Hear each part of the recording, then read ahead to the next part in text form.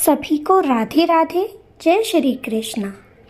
आज की जो कहानी हम आपको सुनाने जा रहे हैं वह कहानी एक ऐसे इंसान की है जिसने अपने लालच के चलते भगवान को भी मात दे दी।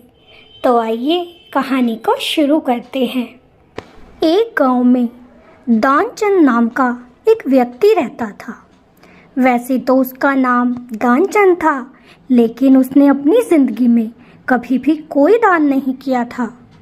उसके पास पैसे की कोई कमी नहीं थी, लेकिन फिर भी किसी को दान आदि नहीं देता था। उसने अपने जीवन में ये प्रण कर रखा था कि मैं कभी भी किसी को दान नहीं दूंगा। जिस गांव में दानचंद रहता था उसी के थोड़ी दूरी पर एक गंगा बहती थी।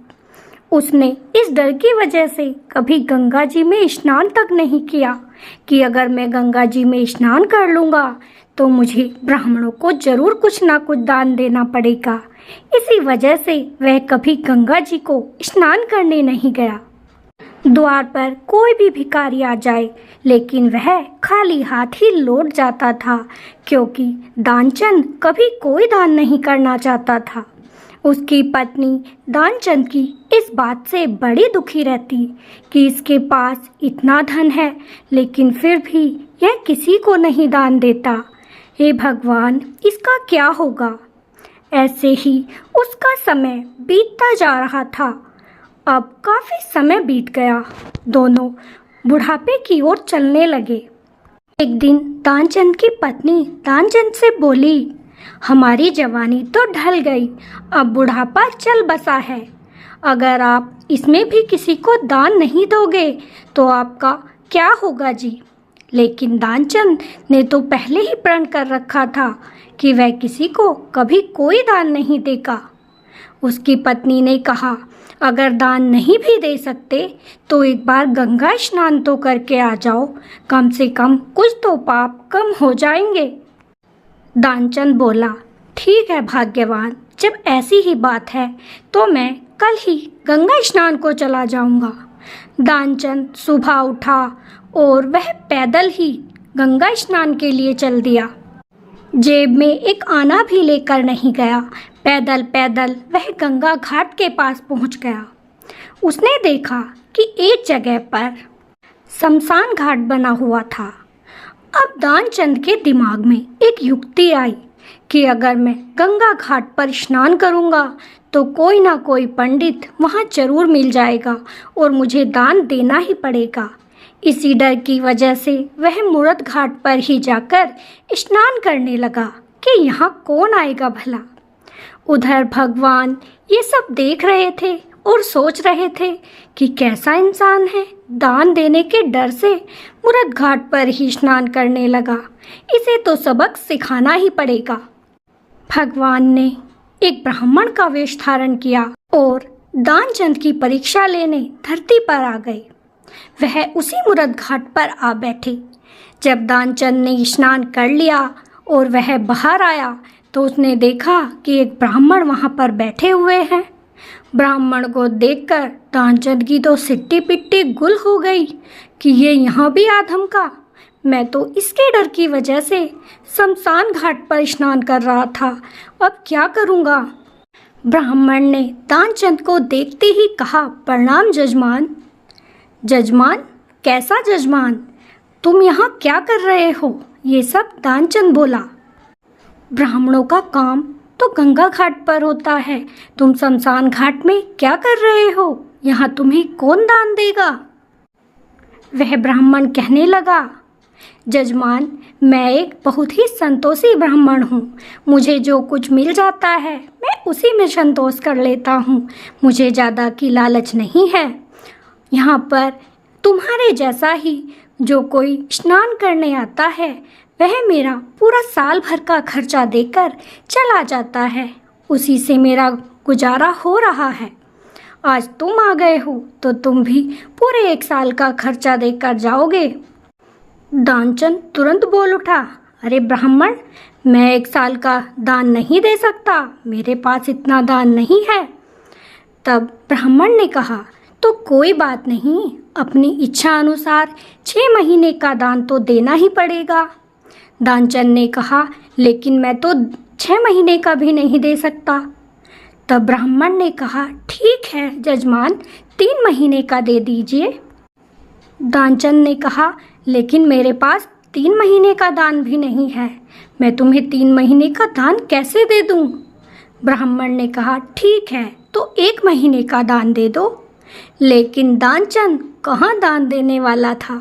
उसने कहा, मेरे पास 1 महीने का दान भी नहीं मिलेगा ब्राह्मण देव, आप कृपया यहाँ से गंगा घाट पर चले जाइए।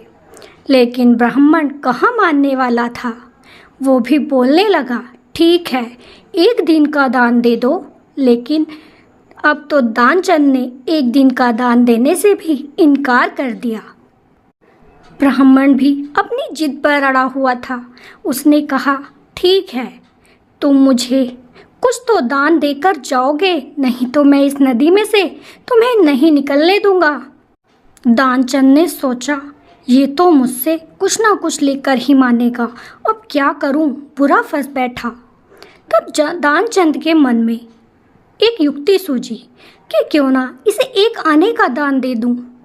उसने पंडित जी से कहा, ठीक है पंडित जी, मैं 1 आने का दान दे दूंगा। पंडित ने कहा, ये तुम्हें वचन देना पड़ेगा कि तुम मुझे 1 आने का दान दोगे। दानचंद ने सोचा, ठीक है, इसको वचन दे ही देता हूँ, कौन सा ये 1 आने का दान मुझसे ले पाएगा। दानचंद बोला, ठीक है ब्राह्मण देव, आपको 1 आने का दान देता हूँ, लेकिन वो अभी उधार रहा। पंडित जी बोले, उधार? 1 आने का दान देते हो और वो भी उधार? दानचंद ने कहा, मेरी जेब में कुछ भी नहीं है पंडित जी, मैं घर जाऊंगा, आप वहीं पर आ जाना, मैं आपको 1 आने का दान अवश्य दे दूंगा। दानचंद तो यही सोच रहा था कि कहाँ ये पंडित इतनी दूर 1 आना लेने आएगा, मेरा पीछा तो इससे छूट ही जाएगा। दानचंद स्नान करने के बाद अपने घर को चला गया। पहुँचते पहुँचते उसे शाम हो गई। बहुत ज़्यादा थक चुका था। अब विश्राम करने जा ही रहा था कि उसके दरवाजे पर एक खटखटाहट हुई। उसने अपनी पत्नी से कहा, देखो तो जरा इस समय कौन होगा। पत्नी ने जैसे ही द्वार खोला तो सामने वही ब्राह्मण देव खड़े थे। पत्नी उनसे पूछने लगी, ब्राह्मण आप कौन हैं? तब ब्राह्मण ने बताया कि तुम्हारे पति ने मुझे 1 आना दान देने का वचन दिया है, बस वही लेने आया हूँ बेटी। उसने जाकर दानचंद को सारी बात कह डाली। दानचंद बोला, अरे क्या वो पंडित यहाँ भी आ गया? मैंने तो सोचा था वो इतनी दूर नहीं आएगा। चलो जब आ ही गया है तो उसे बोल दो कि मैं बहुत बीमार हूँ, 4-5 दिन बाद आए। दानचंद की पत्नी कहने लगी, अजी 1 आने की ही तो बात है, दे दो और इन ब्राह्मण को जाने दो, क्या 1 आना नहीं दे सकते? दानचंद कहने लगा, क्या 1 आना ऐसे ही आता है, कैसे दे दूँ भला? तुम्हें जो कहा है वही करो। बेचारी पत्नी छोटा सा मुँह लेकर बाहर गई और ब्राह्मण से कहने लगी, ब्राह्मण देव, मेरे पति गंगा स्नान करके आए हैं, बहुत ज़्यादा थक गए थे, इसी वजह से वो बीमार हो गए, आप तो 4 दिन बाद आना। ब्राह्मण बोले, अरे बेटी, वो मेरे जजमान हैं, अगर वो बीमार हैं तो मैं यहाँ से कैसे जा सकता हूँ? जब तक वो ठीक नहीं होंगे मैं यहीं पर रुकूंगा, तुम मेरे रहने की व्यवस्था कर दो, मैं यहीं पर प्रसाद खाऊंगा और अपने दिन बिताऊंगा। दानचंद की पत्नी अंदर गई और उसने फिर से कहा, लेकिन वो पंडित जी तो जाने का नाम नहीं ले रहे, वो बोलते हैं कि मैं जब तक आप ठीक नहीं होते मैं यहीं रुकूंगा और यहीं प्रसाद बनाऊंगा और भोग पाऊंगा। दानचंद सोचने लगा, अच्छा बच्चू, मुझसे पैसा लोगे, ये तो मैं होने ना दूंगा। उसने कहा कि जाकर कह दो कि दानचंद मर गया। पत्नी बोली, ये क्या कहते हो, 1 आने के चक्कर में खुद मरने की बात करते हो?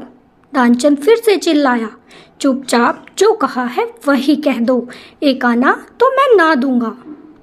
उसकी पत्नी ने जाकर ब्राह्मण से कह दिया कि ब्राह्मण देव, मेरे पति तो चल बसे। ये सुनकर ब्राह्मण कहने लगा, अरे क्या, दानचंद चल बसा? ये तो बड़ा बुरा हुआ, मेरे जजमान चल बसे। तुम ठहरी अकेली महिला कहाँ कहाँ किसे किसे बुलाती फिरोगी। मैं आज ही सारे गांव में बता कर आता हूँ कि दानचंद मर गया। अब पंडित जी ने गांव में जाकर सबको बता दिया कि दानचंद तो मर गया। सारे गांव वाले ये सुनकर दानचंद के घर पर आ गए और पूरी भीड़ जमा हो गई। ये देखकर ध्यानचंद की पत्नी फिर से दानचंद के पास गई, लेकिन उस समय दानचंद को अब अपनी श्वास रोकनी पड़ी। वह श्वास रोकने का गुण जानता था, इसीलिए वह सांस रोककर लेट गया। लोगों ने अब दानचंद को एक सैया पर लिटाया और उसे बांधने लगे। ये देखकर दानचंद की पत्नी जोर जोर से रोने लगी कि मेरे पति मरे नहीं हैं, वो जिंदा है, उन्हें मत बांधो। लेकिन लोगों ने सोचा कि पति के वियोग में बावली हो गई है और इसीलिए ये सब कहती है। सब कहने लगे, बेटी ये तो तुम्हारा प्रेम है, दानचंद तो चल बसा, वो नहीं रहा। सबने उसके सैया को अपने कांधे पर उठाया और लेकर चल दिए। उसकी पत्नी पीछे से रोती रह गई, लेकिन उसकी किसी ने ना सुनी। चलते चलते अब सब शमशान घाट पर पहुंच गए। उधर पंडित जी सोच रहे थे कि बड़ा ही हठी व्यक्ति है, मरने के स्थल पर आ गया है लेकिन दान देना नहीं चाहता। वहाँ पर दानचंद को लिटाया गया, लकड़ियाँ इकट्ठी की गई और जब आग लगाने का वक्त आया तो ब्राह्मण बोले कि दानचंद मेरा ही जजमान था, तो इसीलिए मैं इसकी आत्मा की शांति के लिए इसके कानों में कुछ मंत्र कहना चाहता हूँ। पंडित जी ने जब दानचंद के कानों में कहा कि मैं भगवान हूँ और तुमसे मिलने आया हूँ। दानचंद ने जब ये सुना तो उसने धीरे से आंखें खोली, लेकिन सामने पंडित जी को देखकर तुरंत ही अपनी आंखें बंद कर ली। पंडित बने भगवान बोले, अरे दानचंद, इतना लालच अच्छा नहीं है कि तुम अपनी जान तक पर खेल गए हो। अच्छा ठीक है, मैं तुमसे दान नहीं लूँगा, अब तुम ही मुझसे कुछ मांग लो। तब दानचंद बोला कि हे प्रभु, अगर आप सच में भगवान हैं तो बस ये एक आना मुझसे मत लीजिएगा, ये दान मैं नहीं दूंगा। भगवान ने तथास्तु कहा और हंसने लगे और वहाँ से अंतर्ध्यान हो गए। तो ऐसा था दानचंद, जिसने अपने लालच के चक्कर में भगवान को भी हरा दिया और भगवान को भी एक आना दान न दिया। तो आपको ये कहानी कैसी लगी कमेंट में ज़रूर बताइएगा।